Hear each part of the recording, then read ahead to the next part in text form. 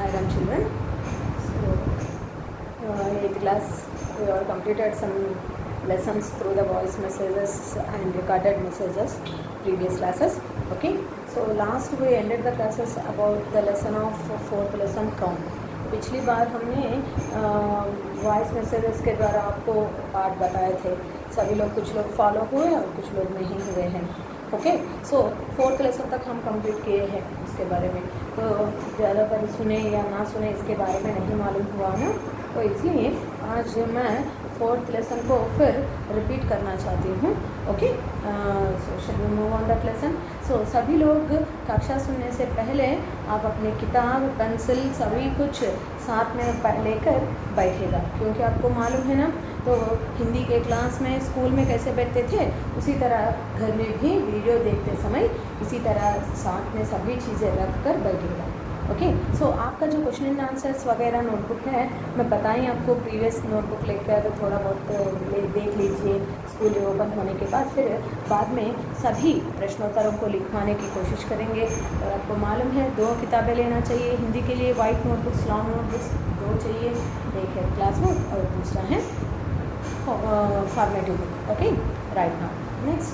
सो देखिए तो count part के बारे में पहले चित्र से संबंधित चर्चा किए थे, तो पार्ट भी ज़्यादातर कंप्लीट हो गया, पूरा का पूरा हो गया.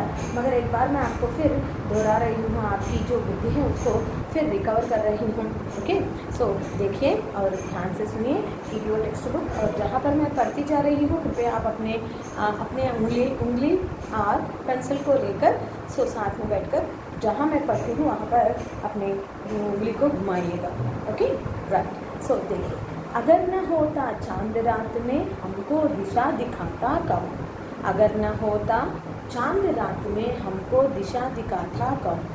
रात कैसी होती है, अंधेरी भरी होती है ना.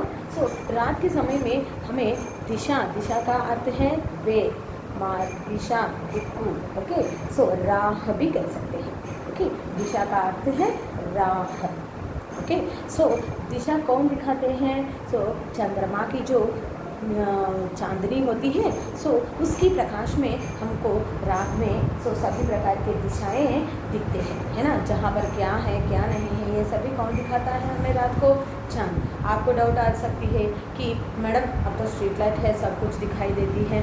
तो स्ट्रीट लाइट से पहले क्या हुआ था, मनुष्य चांद और सूरज को जांच परख कर उसी समय का निर्धारण करते थे, है ना. ये मालूम है ना आप सभी को. तो इस तरह की है. और यहाँ पर क्या है देखिए, हाँ, अगर न होता चांद रात में हमको दिशा दिखाता कौन.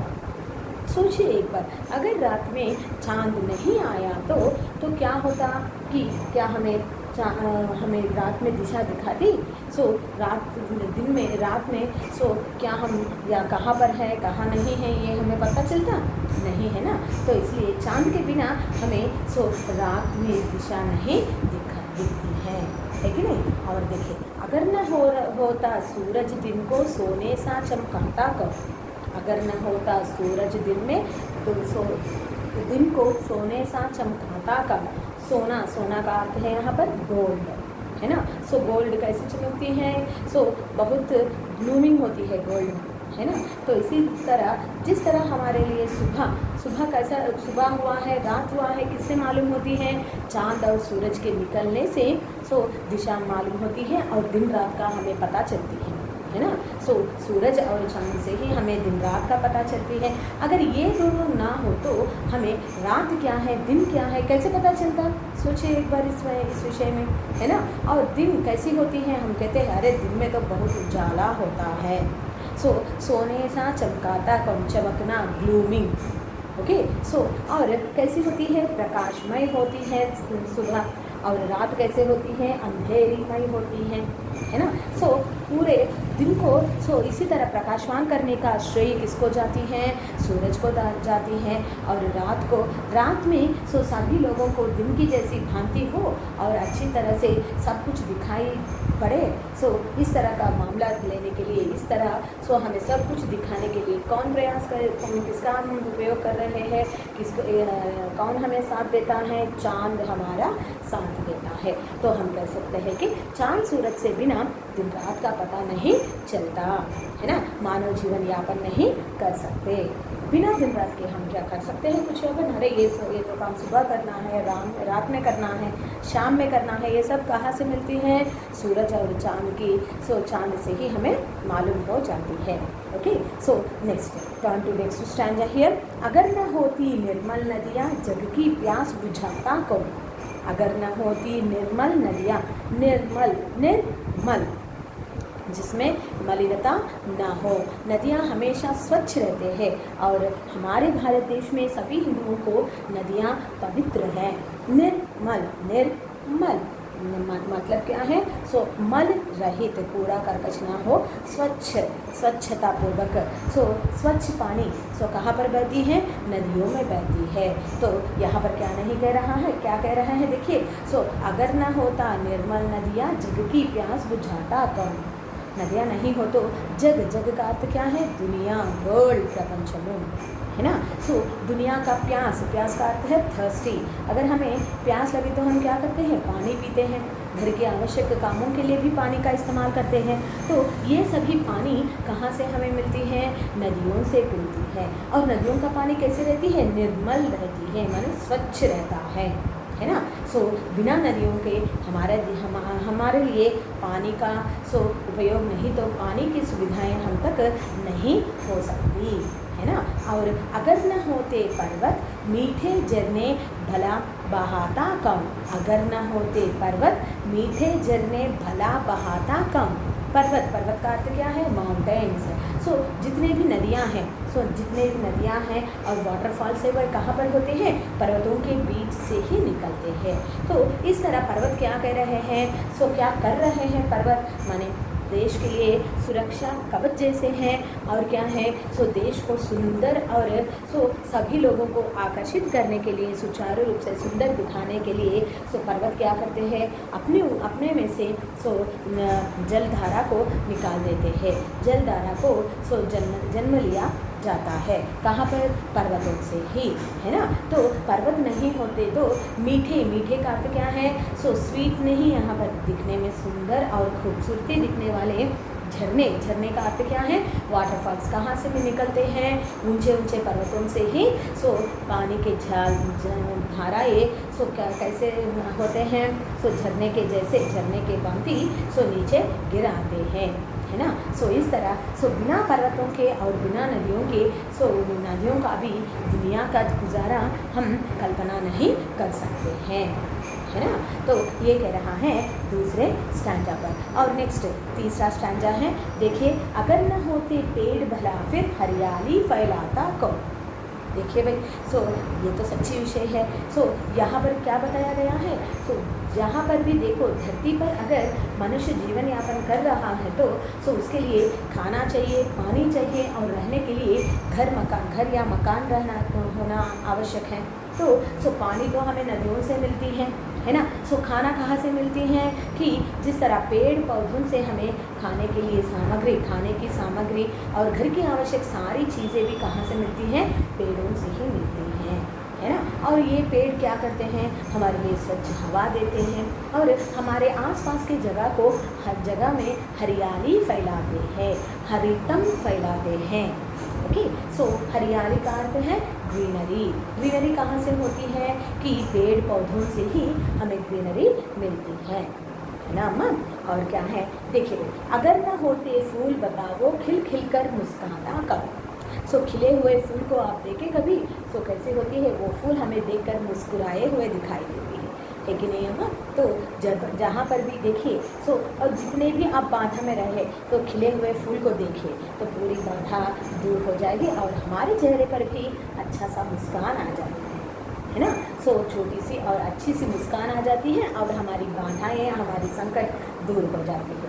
इसलिए हमेशा हंसते हुए रहने का सीख हमें किससे मिलती हैं, खिले हुए फूलों से मिलती हैं, है ना। सो हमारे आसपास के जगह में हरितम भराकर और हरियाली फैलाकर हमें स्वच्छ हवा दें और जीवन यापन सुचारू रूप से करने का, स्वच्छ हवा देकर जीवन यापन सुचारू रूप से करने का श्रेय किसे हम दे सकते हैं? पेड़ पौधों को दे सकते हैं। और जितने भी संकट हो, जितने भी मुश्किल हो, तो उस मुश्किलों में भी हम हंसते हुए रहने का सीख किससे ले सकते हैं? सो खिले हुए फूलों से हम ले सकते हैं। खिले हुए फूलों को देखकर क्या होती है? सो मन को सुकून मिलती है, प्रशांत मिलती है कि नहीं अम्मा? तो ये है third stanza. Okay, next. So last one देखिए, अगर न होते बादल नभ में इंद्रधनुष रच पाता को। अगर न होते बादल नभ में, नभ का अर्थ है, नभ का अर्थ स्काई। सो इसका पर्यायवाची शब्द है गगन। नभ का पर्यायवाची शब्द गगन। ओके, सो गगन, आसमान। ओके, सो ये सभी इसका पर्यायवाची शब्द है। सो अगर न होते बादल नभ में, सो बादल कहाँ पर होते हैं? ज़मीन पर होते हैं क्या? नहीं है ना। बादल कहाँ पर होते हैं? आसमान में होते हैं। सो आसमान में जब भी बादल फैलते, बादल छाते हैं तो बारिश होती है, और बारिश की वजह से ही इंद्रधनुष का निर्माण कहाँ पर होती है? सो आसमान में होती है ना, आसमान में होती है। तो इसी तरह यहाँ पर क्या कह रहा है देखिए भैया। सो बादल नभ में क्या करते हैं? बारिश के मौसम में इंद्रधनुष रचते हैं। सो रचना, रचने का अर्थ क्या है? क्रिएटिव करना, क्रिएट करना। ओके, सो देखिए, अगर न होते बादल नभ में इंद्रधनुष रच पाता कब। बादल अगर नहीं होते तो सो क्या इतनी खूबसूरत दिखने वाली सुंदर सा इंद्रधनुष क्या हम देख सकते? नहीं है ना। सो इसका श्रेय भी किसे जाती है? बादल को जाती है कि नहीं अम्मा? नेक्स्ट। सो अगर न होते हम तो बोलो ये सब प्रश्न उठाता कौन। तो अगर न होते, देखिए, अगर न होते हम तो बोलो ये सब प्रश्न उठाता कौन, है ना। सो ये सभी प्रश्न किसे आती हैं? आप जैसे बच्चों को आती हैं। अरे अम्मा, पानी नहीं हो तो क्या होगा? सूरज नहीं आए तो क्या होगा? सो पेड़ नहीं होता तो क्या होगा? अगर पापा दफ्तर नहीं जाए तो क्या होगा? ये सभी प्रश्न किसको होती हैं? आपको ही मिलती है ना। सो इस तरह आप जैसे बच्चे हो तभी क्या होते हैं? कई सारे प्रश्न आपसे उतरना है, आपके दिमाग में उतरते हैं, दिमाग में आते हैं। तो आए हुए प्रश्न को क्या करना चाहिए कि हमारे आपके माता पिता से, नहीं तो घर के बड़े बुजुर्ग से, नहीं तो पाठशाला में अध्यापकों से मिलकर चर्चा करके आपके द्वारा आए हुए शंकाओं को दूर करना चाहिए, है ना। सो बच्चे हो आप इसी तरह का प्रश्न उठाने लायक है कि नहीं अम्मा? तो इस तरह यहाँ पर कह रहा है कवि। तो क्या है कि आप जैसे बच्चे हो तभी इस तरह के प्रश्न उठते हैं और प्रश्नों से संबंधित बहुत सारे उत्तर भी मिलते हैं, है कि नहीं अम्मा? तो ये जो पूरा स्टैंजा है मैं फिर एक बार आपको दोहराती हूँ। देखिए, सो यहाँ पर कवि, इस कौन पाठ का कवि कौन है? बाल स्वरूप राही जी बाल साहित्य के बारे में बहुत सारे, बाल साहित्य के प्रति बहुत सारे रचनाएं इन्होंने किए हैं और इनकी रचनाएं बहुत सरल भाषा में है। ओके, सो इनकी रचनाएं बहुत सरल भाषाएं में है, सभी लोग आराम से पढ़कर समझ सकते हैं, ऐसी है इनकी रचना शैली। ओके, सो इस यहाँ पर इस पूरे कविता का सारांश मैं खाली 2 वाक्य में बताती हूँ। देखिए, सूरज और चांद के बिना दिन रात का हमें पता नहीं चलता।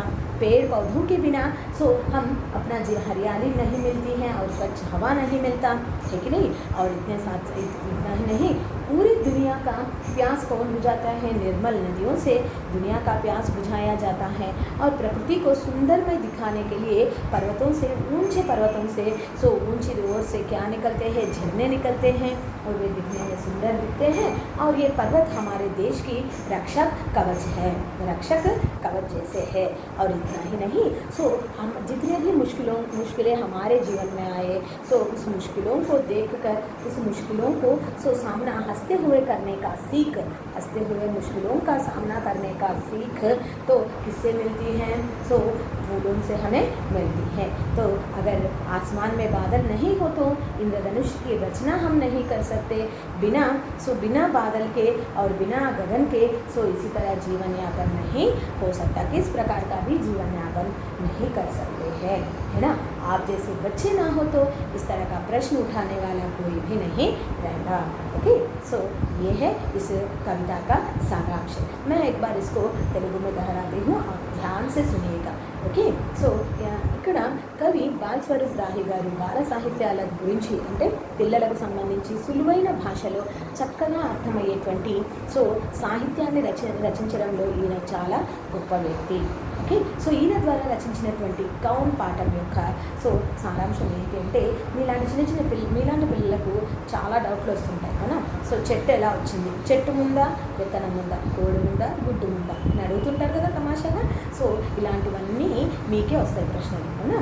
సో వాటిని మనము బాగా అవగతం చేసుకుంటే, ఎప్పుడైతే చక్కగా శ్రద్ధ పెట్టి చదువుకుంటారో వీటిపైన అన్నింటినీ కూడా మీరు విజయాన్ని సాధించగలుగుతారు. రాత్రి ఎందుకు అవుతుంది, మళ్ళీ పగలు ఎందుకు అవుతుంది, సూర్యుడు రాగానే చంద్రుడు ఎందుకు వెళ్ళిపోతాడు. సో ఇలాంటి క్వశ్చన్స్ అన్నీ మీకు మైండ్లో కదులుతూ ఉంటాయి అవునా.